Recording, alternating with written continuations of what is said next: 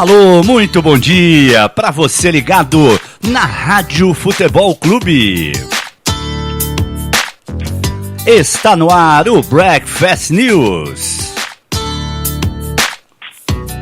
Hoje, sexta-feira, 2 de março de 2018. O Palmeiras foi o primeiro e único brasileiro a vencer na Libertadores. Um fim de semana de clássicos pelo Brasil.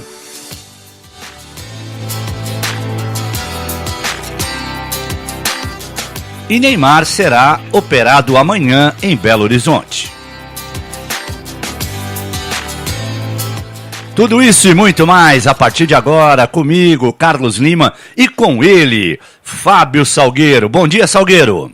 Bom dia, Lima. Um abraço a você, o amigo apaixonado por esporte igual a nós, e temos muitos assuntos. O final de semana promete demais, mas não podemos esquecer a rodada dessa quinta-feira à noite, que foi maravilhosa, e oxalá conseguimos a primeira vitória brasileira na estreia da Libertadores na primeira rodada, né? Vamos falar de muita bola rolando aí, que tem muita coisa boa, Lima. É verdade. Bom, antes da notícia de falarmos da coisa boa, teve o Santos, né, que realmente não suportou, né, a altitude de 3.400 metros da cidade de Cusco, tomou um gol logo no começo e aí a coisa ficou complicadíssima, e o Jair Ventura disse ontem, depois do jogo, que esse gol no começo quebrou a estratégia do Santos.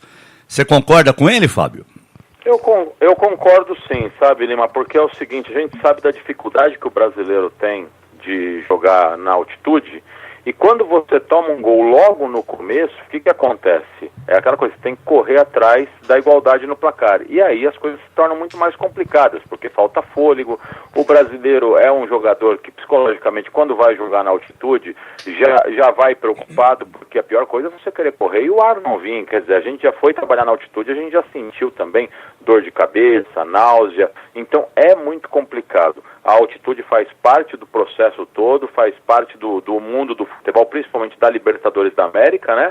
Então é complicado. Quando você toma o gol no começo, não foi o maior erro do Santos, mas foi realmente, eu acho que o Jair Dutra ele fez uma boa análise desse início, porque complicou demais toda a preleção, todo o projeto definido dele no vestiário com os jogadores, para tentar levar o jogo numa boa e de repente numa bola espirrada conseguir fazer o gol, ou no mínimo arrumar um empate. Então aí complicou para ele sim. Agora, independentemente da altitude, o gol que o Gabigol perdeu, logo assim, uns 10 minutinhos depois que o Santos tomou o gol, tudo bem, o zagueiro teve o mérito, estava lá em cima da risca, mas não podia ter perdido um gol daquele, né? Então, e é aquilo que a gente bate, né, Lima, num jogo assim, com todo esse contorno, na estreia de Libertadores, jogando fora, a gente sabe que tem que somar pontos nessa primeira fase, os jogos são duros, mesmo os jogos em casa são complicados. Aí você está jogando na altitude, você tem que ter uma eficiência acima uma eficiência muito boa, muito alta, para você não amargar uma derrota da forma que foi. Você tem que meter a bola para dentro, sobretudo quando cai no pé do principal cara do ataque do Santos, do cara do momento da equipe, que é o Gabigol, que voltou bem, voltou marcando gol, voltou passando e transferindo personalidade para a equipe. Aí de repente ele dá uma tropeçada nessa, ele erra uma finalização dessa, o que não é normal. Aí tudo isso entra no pacote e explica um pouco da derrota do Santos. Bom, a gente vai voltar a falar um pouco mais do Santos daqui a pouco, quando estivermos abordando os clássicos do fim de semana, porque o Santos vai enfrentar o Corinthians no Pacaembu, o Pacaembu que estará lotado com a galera do Peixe, né? E é o jogo que nós vamos transmitir domingo aqui na Rádio Futebol Clube. Bom, se o Santos se deu mal, o Palmeiras muito pelo contrário, né? O Palmeiras, tudo que deu errado para o Santos deu certo para o Palmeiras. Por quê? O Roger surpreendeu na escalação, né? Colocou o Bruno Henrique, ninguém imaginava que o Bruno Henrique fosse jogar ontem, né? E ele jogou. Aí o que aconteceu? Com 5 minutos, o Bruno Henrique tomou uma entrada criminosa do jogador colombiano, né? E ele foi expulso direto, né? O jogador colombiano. Não teve nem cartão amarelo, porque foi uma voadora, foi um negócio, parecia MMA, né? Uma coisa triste, né? Uma coisa até desumana. E aí, ou seja, o Bruno Henrique participou da expulsão do jogador colombiano. E depois ele marcou 2 gols na vitória de 3-0 sobre o Júnior em Barranquilla. Ou seja, ele foi o dono do jogo e depois da partida falou isso aqui, ó.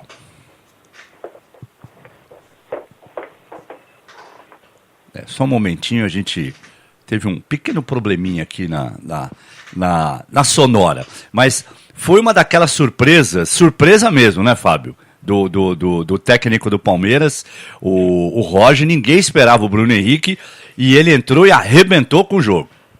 Olha, Lima, a gente tem que ser justo numa coisa, né? O amigo apaixonado por esporte que acompanha a nossa programação diária sabe que eu já fiz mais de uma vez, e eu fiz nas vésperas do jogo desse Palmeiras, críticas ao Roger Machado por fechar o treino. E você até ponderou o seguinte, olha, sempre fecha e aí vai no jogo, não apresenta nada de anormal, não apresenta nenhuma bola diferente, uma jogada ensaiada, nada.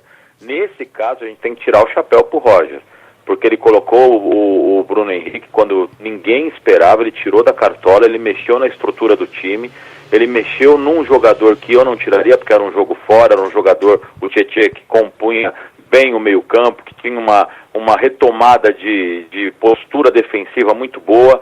Então ele mexeu cirurgicamente, mexeu assim, mostrando realmente, inclusive, que ele é um cara atento aos treinamentos e atento ao desempenho dos atletas, inclusive nos treinos. E a gente pode lembrar que o Bruno Henrique, como não vinha jogando, ele faz aquele treino regenerativo, ele vai para o campo, e nem sempre os técnicos acompanham esse treino, eles ficam mais na parte interna, vendo essas coisas. Não, o Roger, pelo jeito, acompanha passo a passo todos os treinos, e aí ele tirou o Bruno Henrique da cartola, que, como você falou, foi o grande personagem dessa ótima vitória do Palmeiras fora de casa. Vamos ouvi-lo, então. O time fez uma partida bem consistente, acho que nós merecemos o resultado. Então a gente sai feliz, a gente sabe que tem bastante coisa para melhorar ainda, mas Libertadores é sempre qualquer ponto que você conquista jogando fora de casa é muito importante, né? Então, vencendo da maneira que a gente venceu hoje, né? Fazendo um jogo sólido que a gente fez também, nos deixa bem contente para poder dar confiança e dar sequência no trabalho. Ele usou 2 palavras aí, consistência e solidez. O Palmeiras foi tudo isso mesmo ontem? Principalmente no segundo tempo. No primeiro tempo a bola queimava um pouco no pé do Palmeiras, tentava alguns chutões para frente, em vão, isso é muito ruim, tentava ligação direta, querendo se livrar da bola, mas um nervosismo normal de estreia de Libertadores fora de casa, dá para compreender. Mesmo depois de 1-0 no placar, o Palmeiras ainda mostrava uma intranquilidade com a bola. No segundo tempo, aí bem mais adaptado não só ao campo, mas com o placar a favor, realmente aí com um homem a mais, o Palmeiras fez o que a gente esperava. E essa vitória, na verdade, Lima, apesar de ter sido fora de casa, é uma vitória que a gente espera do Palmeiras. Se a gente for ver, o Palmeiras é o principal time do futebol brasileiro, de repente ao lado do Grêmio, o Grêmio pelas conquistas e pela postura e pela intensidade de jogo, o Flamengo também pelos talentos individuais, mas que precisa provar demais ainda.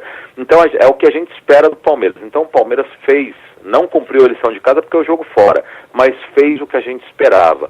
Essa vitória, e há de se destacar o seguinte, que foi uma vitória na estreia da Libertadores, fora de casa, e depois de um revés sofrido para o Corinthians, a gente sabe da ferida que causa uma derrota para o Corinthians e depois você ter que encarar um jogo dessa magnitude. Então o Roger Machado, ele além de ter mexido bem no time, ele conseguiu trabalhar muito bem o emocional dos jogadores, e o Palmeiras, sobretudo no segundo tempo, deu uma resposta muito positiva, por isso que a gente tem que ressaltar ainda mais essa vitória alviverde.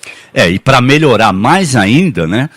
O Boca Juniors só empatou com a Aliança em Lima, então o Verdão é o grande líder do grupo, 3 pontos ganhos contra 1 do Boca e do Aliança, e nenhum, evidentemente, do Barranquilla, né? Do Júnior Barranquilla, depois do jogo de ontem. Então deu tudo certo para o Palmeiras, na estratégia, no jogo e, além de tudo, no empate dos adversários diretos. O Palmeiras agora vai jogar em casa com a Aliança Lima e já deve também conquistar mais uma vitória e, consequentemente, abrir 6 pontos e ficar tranquilo na liderança do grupo. O cartão vermelho ontem foi para o Herman Gutierrez, né? Ele foi literalmente um cavalo, levantou a perna, acertou o rosto do Bruno. Foi um negócio inacreditável. E os caras ainda reclamaram da expulsão, quer dizer... É muita cara de pau do pessoal da Colômbia. Agora vamos... Lima. Oi, diga. Não, só para fazer um adendo que eu acho que é importante, a gente já tem essa percepção já há algum tempo, mas a Libertadores realmente mudou muito. Eu ainda acredito que tem muitas mazelas que a gente tem que criticar, sem dúvida nenhuma, principalmente com a postura da torcida, mas aí é uma coisa cultural, é uma coisa que envolve educação e é muito complicado. Mas com relação à arbitragem, o juiz expulsar um jogador da casa no início do jogo com um cartão vermelho direto é algo que a gente não via nos anos 80 na Libertadores. Pelo contrário, parece que isso era uma coisa que passava em branco, os juízes realmente deixavam passar em branco. Hoje não. Hoje o juiz, se tiver que expulsar, expulsa no começo do jogo, o que muda e o que traz credibilidade à competição. Olha, eu concordo com você, mas até a página 9, viu, Salgueiro? Eu quero ver acontecer isso contra um time argentino na Argentina ou contra um time uruguaio no Uruguai. O dia que acontecer, aí sim eu vou achar que a arbitragem mudou mesmo, porque, com todo respeito, o jogo em Barranquilla, um estádio grande, tinha bastante gente, mas não tinha aquela pressão normal, né, que a gente vê em outros campos da Libertadores. O árbitro ontem foi correto, parabéns. Agora, eu gostaria que isso... E também contra time brasileiro aqui no Brasil, porque a gente fala muito dos outros, mas tá cheio de jogador brasileiro aí também que desce o pau, merece ser expulso e às vezes não é, né? Então, sabe, eu quero ver acontecer isso contra os grandões, né, da Libertadores e na casa deles. Isso vale para argentinos, brasileiros e uruguaios. Agora vamos mudar a página.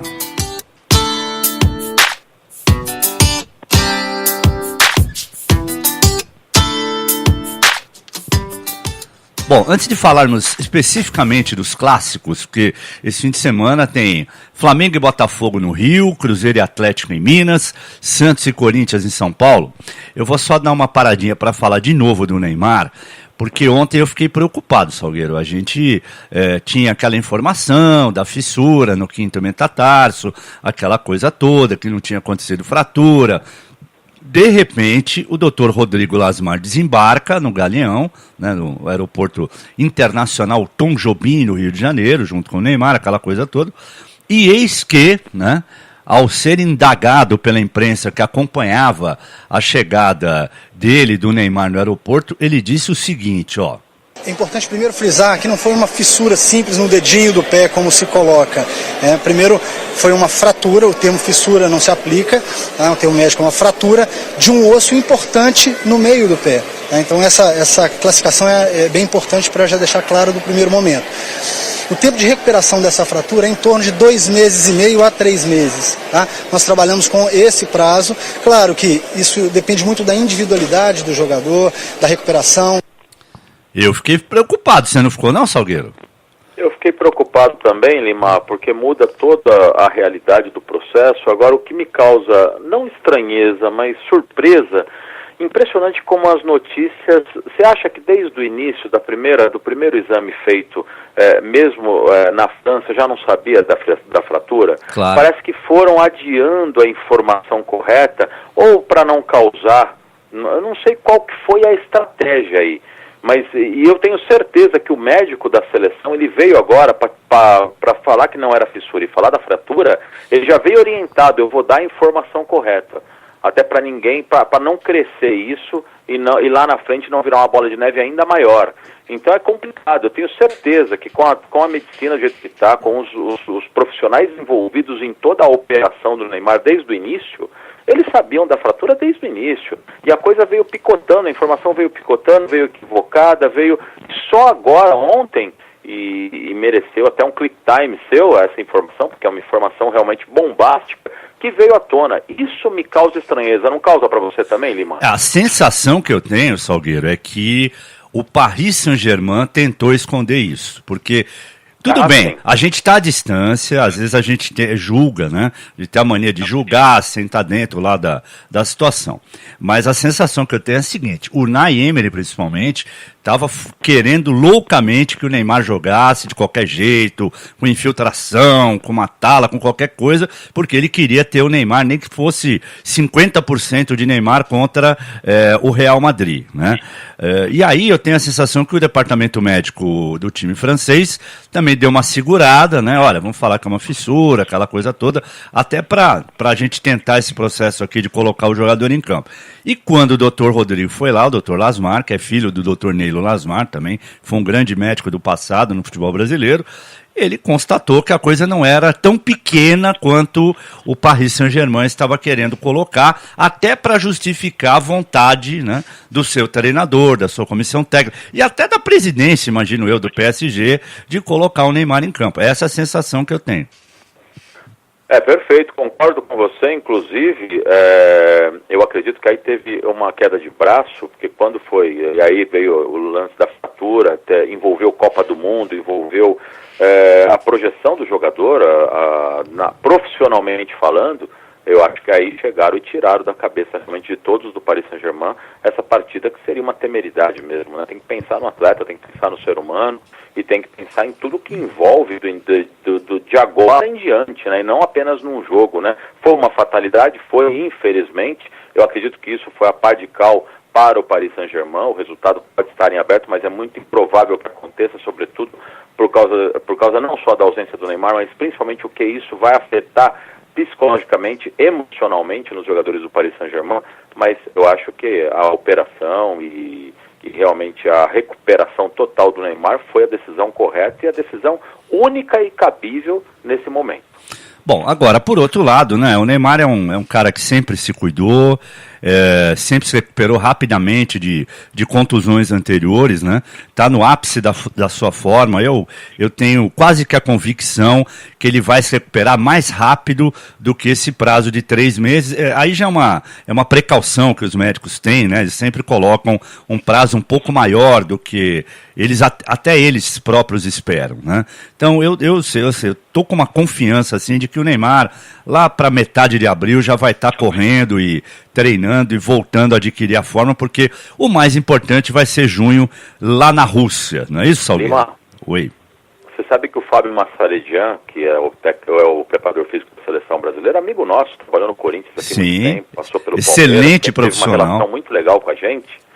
Ele ponderou o seguinte, que ele tem uma expectativa muito boa pela volta do Neymar antes do prazo, porque ele falou assim, olha, o Neymar é um cara muito profissional e o Neymar pode ter muitas mazelas, mas ele dentro de campo, ele gosta de treinar, ele não foge de treinamento, ele realmente está sempre com a bola, ele sente prazer, mesmo tendo que fazer alguns exercícios físicos, ele sente prazer, ele nasceu para jogar bola, realmente, sem dúvida nenhuma.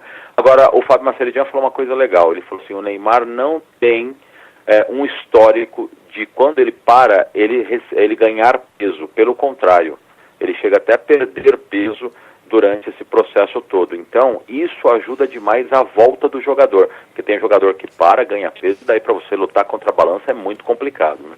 Sem dúvida. Portanto, essa situação do Neymar, e agora sim vamos falar dos clássicos do fim de semana, né?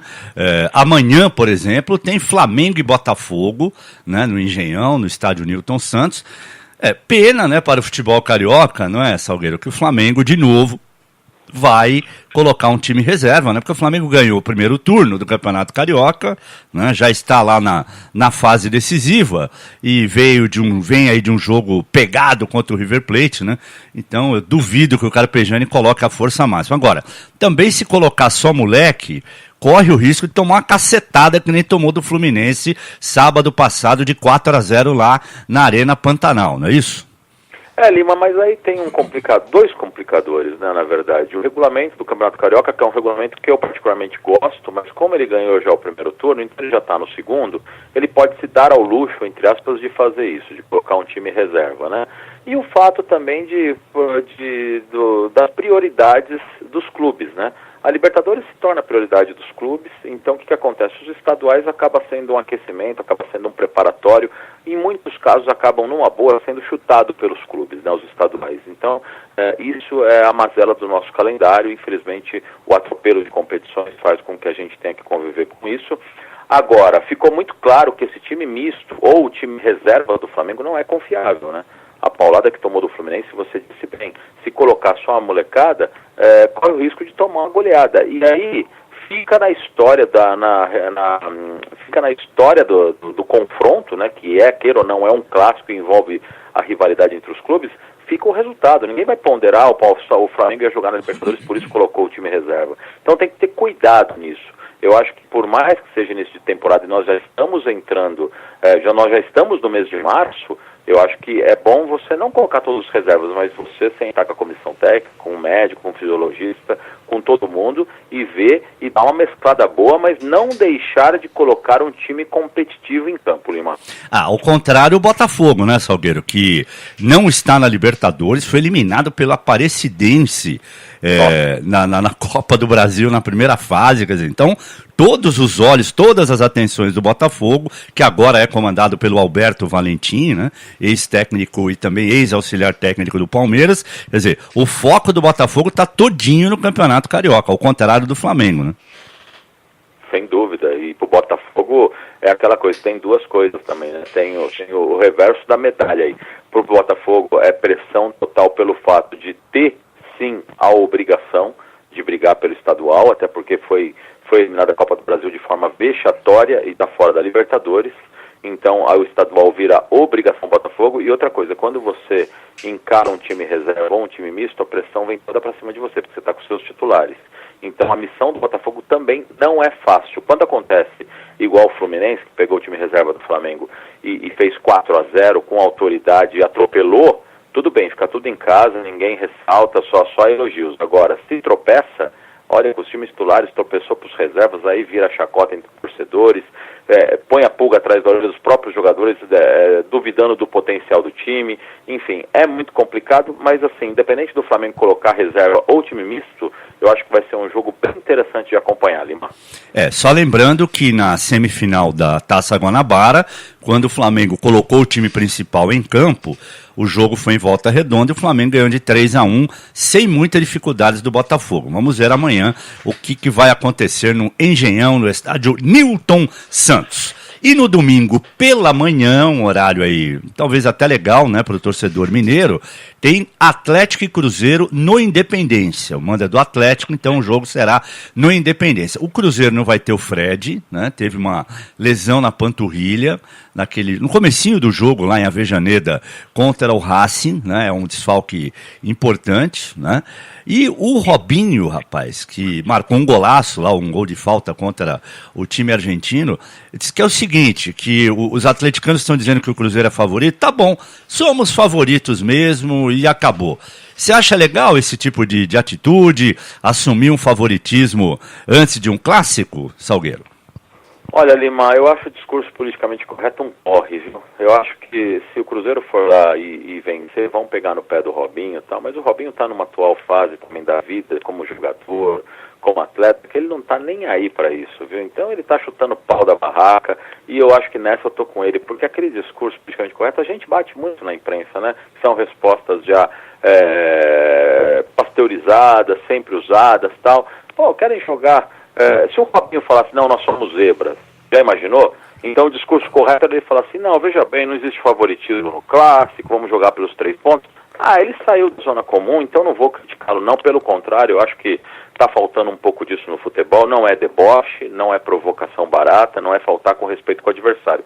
Somos favoritos, ele falou do time dele, ele está botando fé nos jogadores dele, nos companheiros dele, na equipe, eu acho que não tem nada de anormal a isso. Agora, projetando o jogo, Lima, é um jogo também que coloca realmente o Cruzeiro um pouco na pressão, não só pelo fato de jogar fora e jogar no Independência, a gente sabe da pressão, mas é aquela coisa, o Cruzeiro vem de uma derrota realmente forte na estreia da Libertadores. Pelo que foi o jogo, Lima, o resultado acho que ficou um pouquinho puxado, o 4-2 foi um pouco fora da curva, mas foi 4-2 e aí vai carregar isso nas costas, então é uma pressão momentânea que o Mano Menezes vai ter que trabalhar isso aí. O Mano Menezes trabalha muito bem isso aí, mas queira ou não, o time azul de Minas vai pressionado para o clássico. E olha, é um clássico no estadual, é um clássico de início de temporada, é um clássico em meio a Libertadores, mas é um Atlético Mineiro e Cruzeiro. E quem viveu e quem conhece, quem acompanha futebol sabe o que isso significa. E é um clássico de afirmação para o Thiago Largue, né, o técnico do Atlético. O Atlético tentou vários técnicos de nome aí, não acertou com ninguém, e aí resolveu dar uma chance para um funcionário do clube que estava lá, que era o Thiago Largue, e ele, dentro das suas possibilidades, até que está fazendo um trabalho legal até agora. Agora, se perde o clássico, já começam as contestações, né, Salgueiro? Tem isso também, né? Sem dúvida, Lima. Inclusive, não tem jogo melhor para mostrar o potencial dele. Assim como também não tem um jogo melhor para tirá-la de cena, se acontecer uma vitória do Cruzeiro na Independência, como num clássico desse. O futebol tem esses contornos, o futebol é assim, é real, é cruel muitas vezes, é verdade. Eu, por um lado, eu fico feliz pelo fato desse treinador novo, totalmente desconhecido do cenário nacional, e ter a chance de assumir o Atlético Mineiro e ter a chance de disputar esse clássico. Agora, a gente tem que ser sincero. Se ele perder para o Cruzeiro, realmente, provavelmente a sua passagem pelo técnico, como técnico do time principal, pode ser encurtada, porque o futebol é assim, não que eu concorde, mas a gente acompanha anos o futebol, a gente está metido no meio do futebol, a gente sabe que funciona dessa forma. Que ele tenha realmente muito sucesso, assim como o Cruzeiro também, que vença o melhor, o mais eficiente, mas é um jogo também, assim como Flamengo e Botafogo, é um jogo muito legal para a gente ficar realmente, para a gente espiar de perto, porque é um clássico. E aí envolve tudo isso que a gente abordou até agora, então a gente tem que acompanhar. Muito bem. E domingo também, com transmissão da Rádio Futebol Clube, tem Santos e Corinthians no Pacaembu, mas comando do Santos. Só a galera do Santos estará lotando o Paulo Machado de Carvalho num grande jogo. E o Corinthians ontem deveria ter chegado, né? Ontem por volta das 11 da manhã, voltando da Colômbia, mas o voo atrasou e o Corinthians chegou por volta da 1h da manhã de hoje. Foi um atraso de 2 horas. Você acha que isso tem alguma influência na preparação para o jogo de domingo, Salgueiro? Nenhuma, Lima. Nenhuma, numa boa. Tem hoje ainda o dia inteiro, tem amanhã. Se quiser treinar taticamente, tira o rachão de amanhã e treina taticamente amanhã. Não precisa treinar muito, não. Não dá para jogar na conta isso aí, não. O Corinthians vai jogar no Pacaembu, um estádio que está acostumado, mas que sempre foi a casa do Corinthians, não vai ter a Fiel, é verdade, mas sempre foi a casa, é um estádio muito bom, gramado ótimo, é aqui em São Paulo, não vai ter que se distanciar, se deslocar muito tempo, por muitos quilômetros para chegar ao estádio, então o Corinthians vai ter uma preparação tranquila, assim como o Santos vai ter que se preparar também e ver como é que vai fazer as coisas, como é que vai no decorrer dos dias aí. E a expectativa, Lima, é de um grande clássico, né? Um clássico pitoresco, porque é difícil você acompanhar o Corinthians no Pacaembu sem torcida, né? E os portões não vão estar fechados, pelo contrário, vai ter uma torcida que vai lotar o Pacaembu alvinegra, mas o distintivo vai ser do Santos. Isso é muito legal. Olha, que eu me lembre... A última vez que o Corinthians jogou no Pacaembu um clássico como visitante foi contra o Palmeiras, se eu não me engano, em 2012, pelo Campeonato Brasileiro. Foi até o ano que o Palmeiras caiu, né? O Corinthians ganhou de 2-0, o Paulinho e Romarinho, se eu não me engano, que o Pacaembu estava lotado só com a torcida do Palmeiras, mas era aquela fase ruim do Verdão, e o Corinthians ganhou de 2-0 com o Pacaembu lotado de palmeirenses. Contra o Santos, confesso a você que eu não lembro qual foi a última vez que o Santos jogou contra o Corinthians de mandante no Pacaembu. Mas, muito provavelmente, deva ter sido naquela época em que, embora um ou outro fosse mandante, podia ter a torcida adversária, né? Então, somente com a torcida do Santos vai ser a primeira vez, né, Salgueiro? Porque antigamente você dividia o estádio, ou você, sei lá, dava o tobogã para o visitante e você ficava com a ferradura, ou se o visitante não tinha tanta torcida, ficava naquele cantinho do lado direito ali da numerada, né, aquelas cadeirinhas laranjas na época. Agora, esse tipo de situação, Santos no Pacaembu como mandante e só com torcida do Santos contra o Corinthians, eu acho que vai ser a primeira vez, porque essa história de torcida única tem o quê? 2 anos, se tanto, né? É verdade. Então, é verdade. Existe o fato do Santos ser mandante e jogar no Pacaembu Clássico, porque de alguns anos, e põe anos nisso, o Santos sempre fez valer a Vila Belmiro, sobretudo quando é contra o Corinthians, porque existe uma rivalidade, o Santos vê o Corinthians como seu principal rival, então, e a Vila Belmiro é muito forte, né? O mando da Vila, o alçapão da Vila é muito forte, joga muito a favor do time do Santos, então o Santos sempre fez valer a Vila Belmiro. Agora, existe essa coisa da torcida única, que você bem lembrou, foi bem destacado por você, que é uma coisa muito nova, né? É uma realidade que eu reputo como uma realidade realmente bizarra. Infelizmente a gente tem que conviver com torcida única, mas é algo novo, então realmente para mim é a primeira vez, e isso vai chamar a atenção também. Só dando um dado histórico com respeito à minha pessoa aqui como torcedor, eu sou do tempo que Corinthians e Santos, Corinthians e Palmeiras, Santos e São Paulo, Santos e Palmeiras, todos esses grandes clássicos eram disputados, não no Pacaembu, mas eram disputados no Morumbi, e quando o jogo era morno, Lima, tinha 90 mil pessoas. E era muito legal, porque aquela parte de cima, né, aquele anel superior do Morumbi, ele era dividido, né? Então a polícia fazia um isolamento atrás dos gols, né, com a corda, né, e com alguns policiais. Então uma metade ficava de um lado, outra metade do outro. Então, por exemplo, um Palmeiras e São Paulo, se olhava o Morumbi, metade verde, metade vermelho, né? Corinthians e Palmeiras, metade verde, metade preto. Quer dizer, era muito legal, né? Aí saía gol, você via metade do estádio pulando e tal. Era um negócio sensacional e que, infelizmente, né, a gente não tem mais. Agora, eu, como sou um pouco mais velho que você, Salgueiro, eu sou de um tempo que você ia nos estádios e sentava do lado do adversário para ver clássico. Entendeu?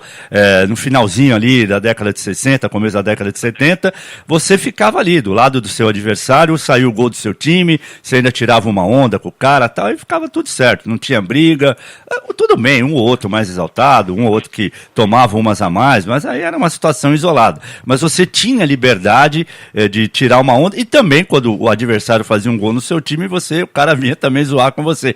E tudo bem, acabou o jogo, vamos embora para casa e um abraço, né? Mas aí já é sonhar demais, não é isso, Salgueiro? Agora eu peguei uma época de intolerância ali, mas infelizmente já peguei uma época que não dava para conviver não, já passei alguns apuros com relação eu a também. Isso. Mas infelizmente são os tempos atuais, a gente tem que sempre se indignar, a gente não pode perder a indignação com relação a essa intolerância, mas a gente tem que saber conviver e respeitar, infelizmente, porque é algo muito sério. Eu vivi 2 momentos, esse momento legal, como torcedor, quando eu ainda era criança, e vivi todo esse processo de intolerância já como repórter, né? Inclusive fazendo coberturas, fazendo o lado externo de estádio em dia de clássico, frequentando o pronto-socorro do Morumbi, do Pacaembu, do Canindé, da Vila, do antigo campo do Palmeiras, enfim, e eram coisas assim lamentáveis que aconteciam. A gente cansou de ver pessoas machucadas, sangrando, enfim, faz parte, né? Faz parte da vida de um jornalista esportivo, né? Que a gente cobre muita coisa legal, mas cobre também muita coisa ruim e acabou culminando com essa história da torcida única. Agora vamos para dentro do campo, Salgueiro. O Santos jogou ontem, né? Altitude lá, 3.400 na cabeça, está chegando hoje ao Brasil, não vai ter o Gabigol, porque domingo passado ele fez um gol, mas fez uma bobagem também, tomou um cartão amarelo absolutamente bobo, né? Porque prosseguiu numa jogada em que o impedimento havia sido marcado. Agora falando especificamente do jogo, esse novo momento do Corinthians, a volta dos 2 volantes, a ausência de um jogador de referência na área, o Santos com essa garotada aí, com um belo comando do Jair Ventura. Eu acho que ontem não dá para contar muito o trabalho do Jair por causa dessa história da altitude que pesa mesmo. Vamos contar até a semana passada, né? Vamos esquecer um pouco o que eu acho que pode contar o jogo de ontem é o desgaste, né? O fato de ter jogado na altitude de 3.400 e de viajar, tal, chegar meio cansado. Mas em termos do trabalho do Jair Ventura, acho que dá para descartar ontem e projetar o que ele vinha fazendo no Paulista. Você concorda comigo, Salgueiro? sim, Lima. Nessa linha, sim, eu acho que vai ser um jogo muito equilibrado. O fato do Santos jogar no Pacaembu com torcida é uma vantagem, mas eu acho que foi-se o tempo que os times sentiam demais, né? Na Vila Belmiro ainda sentem, porque é um estádio mais acanhado, é um estádio onde a torcida fica mais em cima, o Pacaembu não fica tão em cima, apesar de ser um estádio também muito gostoso de se assistir, onde a torcida fica até que próxima, mas não tem aquela pressão da Vila Belmiro. De se lamentar mesmo a ausência do Gabigol, e eu acho que isso pesa realmente para o time do Santos. Eu acho que o Jair Dutra realmente, aí ele tem um problema Ventura, sério, né, Salgueiro? Ele deve realmente lamentar, porque o Santos vinha numa pegada muito boa no Paulista, teve essa quebra na Libertadores, é verdade, mas aí você pondera a altitude, você pondera esse gol no início, você tenta administrar essa derrota e parte de novo, você zera e vem para o Paulistão. Eu acho que o Santos vai conseguir zerar e concentrar para o Paulistão. Agora, o fato de chegar no Paulistão realmente sem o Gabigol para um jogo tão importante como esse, o Gabigol hoje está para o Santos como quando o Neymar estava no Santos, guardado as devidas proporções. Quando ele não jogava, mexia também no emocional do time. Então é um jogo que eu prevejo, eu tenho uma expectativa de um duelo muito equilibrado, de um duelo entre dois rivais. O estádio lotado vai dar um contorno muito legal para o jogo, mas eu acho que a partida em si e o Santos perde muito com a ausência do Gabigol. Em relação à Vila Belmiro, a única derrota do Carille em clássicos foi aquela para o Santos no ano passado, 2-0, no segundo turno na Vila, né? Nos outros jogos, ou ele ganhou ou empatou, porque ele ganhou em Itaquera do Santos 2-0 e perdeu na Vila por 2-0. E no ano passado, que foi quando ele, né, assumiu para valer o Corinthians, ele não perdeu nem do São Paulo e nem do Palmeiras, né? Então, o fator Vila em relação ao Corinthians pesa demais. A última vez que o Corinthians ganhou lá foi em 2014, se eu não me engano, um gol do Gil de cabeça, ou 2015, não, acho que foi 2014 mesmo. Um gol de cabeça no finalzinho do Campeonato Brasileiro. O Corinthians geralmente se dá mal na Vila, né? Vamos ver como é que o Santos vai se comportar no Pacaembu. E o Santos que já confirmou que contra o Nacional do Uruguai, que será o segundo jogo pela Libertadores, também será no Pacaembu. Se abordou bem o lado do Santos, a ausência do Gabigol. Imagino eu que do lado do Corinthians, o Rodriguinho voltando no lugar do Matheus Vital, deva ser a única alteração do Carille, né, Salgueiro? Não tem muito o que mexer nesse momento, né? Não tem muito o que mexer, esse time está com crédito, né? Principalmente no Paulistão, vendo uma vitória sobre o Palmeiras, uma vitória realmente com V maiúsculo, com autoridade, jogou, venceu por 2-0, poderia ser 3, poderia ser 4. Então o Corinthians foi soberano contra o Palmeiras, então não tem o porquê. O Rodriguinho vem jogando, é um cara da confiança do técnico Fábio Carille. A gente sabe que o Carille ele leva muito em consideração isso, né? Essa relação estreita com os jogadores, de quem está melhor, de quem tem realmente moral com ele. E o Rodriguinho fez uma bela partida contra o Palmeiras, fez um golaço, inclusive o primeiro gol do Corinthians no Clássico. Então eu acho que vai ser pontualmente a única mexida. E só para não deixar passar, o Matheus Vital, que jogou na Libertadores e era um jogo de estreia fora de casa, eu acho que ele deu conta do recado, com um pouco de instável emocionalmente no início, errando um pouco de passe, mas tentando aparecer, tentando ajudar, compondo bem o meio. Então, esse Corinthians que eu acho que chega forte para o Clássico contra o Santos, e mesmo jogando no Pacaembu e com o Pacaembu com só apenas torcida do Santos, como a gente já citou aqui, eu acho que o Corinthians tem chances de vitória. Muito bem. A qualquer momento aqui na Rádio Futebol Clube tem um Click Time atualizando as principais informações do esporte. Logo mais às 6 da tarde tem o Upgrade com os detalhes do futebol internacional. Amanhã, a partir das 13h45, nós vamos transmitir um jogo importantíssimo pelo campeonato italiano, Lazio e Juventus. A Juventus a 1 ponto do Napoli, né? O Napoli que é o líder, os dois brigando ali ponto a ponto pelo Scudetto. Então você vai acompanhar aqui Lazio e Juventus, e no domingo, a partir das 16h45, Santos e Corinthians, também todos os detalhes do grande clássico. Estarei ao lado do Zé Boquinha e também do Maurício Rossi. Grande abraço, Salgueiro, bom descanso, hein, meu amigo? Lima, até a próxima, se Deus quiser. Estamos encerrando o Breakfast News.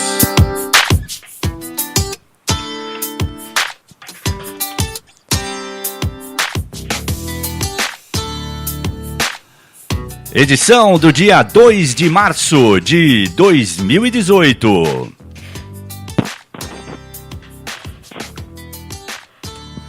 Você acompanhou os destaques da Libertadores da América, a projeção para os clássicos deste fim de semana no futebol brasileiro.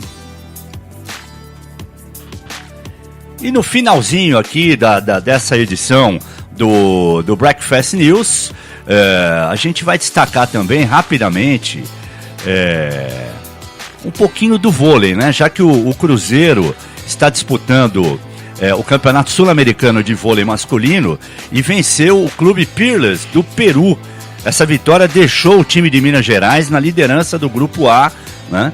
E agora o time brasileiro espera o perdedor do jogo entre Personal Bolívar e Lomas Vôlei, né, que são dois times argentinos, e para saber qual será o seu adversário no Sul-Americano de Vôlei. Portanto, boa sorte, né, ao Cruzeiro, que está aí representando o vôlei brasileiro. A gente vai também, a partir de agora, na programação da Rádio Futebol Clube, nós vamos destacar também outros esportes, o vôlei, o basquete, enfim, outras categorias, porque aqui, você já sabe, somos apaixonados por esportes.